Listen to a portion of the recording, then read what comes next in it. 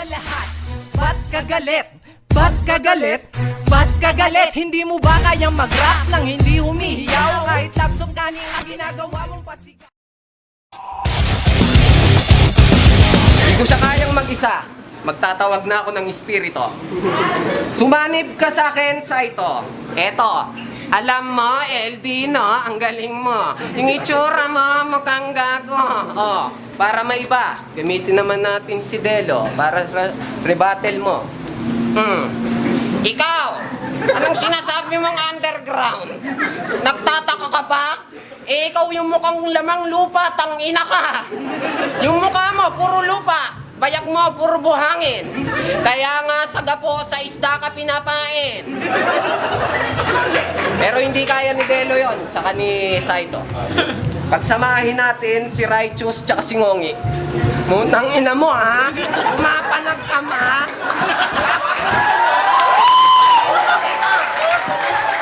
Kakantutin ko nanay mo, putang ina mo. Eto, tingnan mo, Takyo, tarantado. Di ka ba nag-iisip? Paano mo ako bibigyan ng magandang laban? Eh, pangalan mo palang halatang di mo na pinag-isipan. Rish! Oh my God, Rish! Bakit Rish pangalan mo? Pinaghalong pangalan ba yan ng nanay mo at ang paboritong aso ng tatay mo? At para sa lahat ng galit sa generic, wag lang kasi kayong makinig sa gusto nyong pakinggan. Wag lang kayong tumingin sa gusto nyong tignan. Kaming mga komedyante, wag niyong minamaliit ang kakayahan. Hindi ka babawan ng paggamit ng generic jokes na sa kung paano mo lang iintindihin yan. Kaya tumigil, magtigil, itigil, tigilan mo na. Hindi ko ugaling-ugaliin ang ugali ng iba.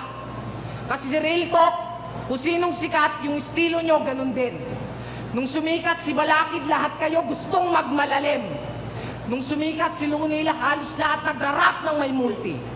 Nung sumikat si Smaglas, lahat ang bibilis at ang aangas. Putang ina mo, pag sumikat si Righteous, gusto ko gumanyan ka. Gumanyan ka! Una kong kalaban, Gapo. Tapos Bisaya.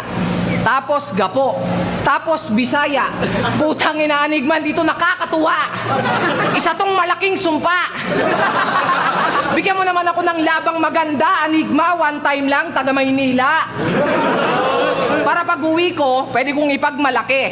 Hindi yung uuwi ako ng Pampanga, tapos tatanungin ako ng mga tropa ko, sinong tinalo mo, tol? Si GT?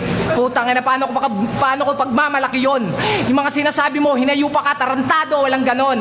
Dahil ikinasikat mo lang ang pangalang si Smaglas lang ang nagbigay. Pero sa tingin ko ang pangalang yon hindi sa'yo bagay. Dahil paano ka naging Soulja Boy, e Bisaya ka, dapat tawag sa'yo Soulja Bay. Kasi Real Talk, napansin ko pag komedyante yung kalaban, laging nasa linya yung puro ka lang patawa eh. Puro ka lang patawa eh. Mga tanga, natural komedyante, alangan namang magpaiyak kami. Ako, aminadong payat. Kahit nakakalungkot, ako yung aminadong payat. Inaamin ko na sa lahat. Pero si Aklas, mukha kang bungo na may balat. Kasi yung x-ray ko, pag in-x-ray pa, malamang yung resulta si Aklas na.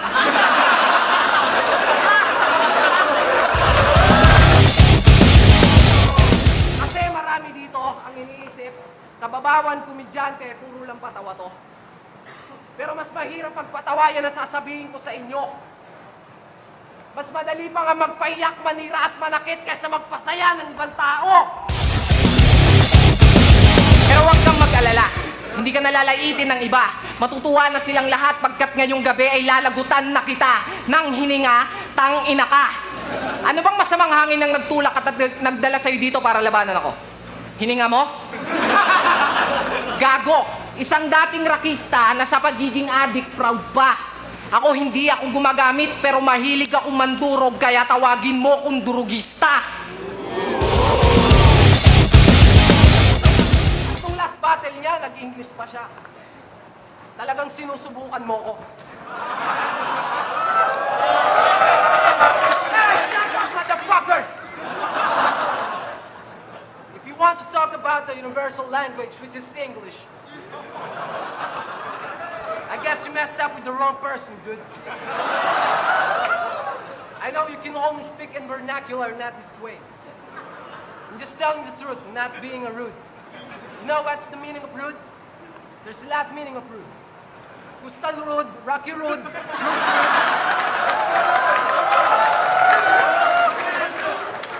but fuck it! Fuck that! Fuck the English conference! You know what I mean, Rapido? Marunong ako magsagalog pero konti lang.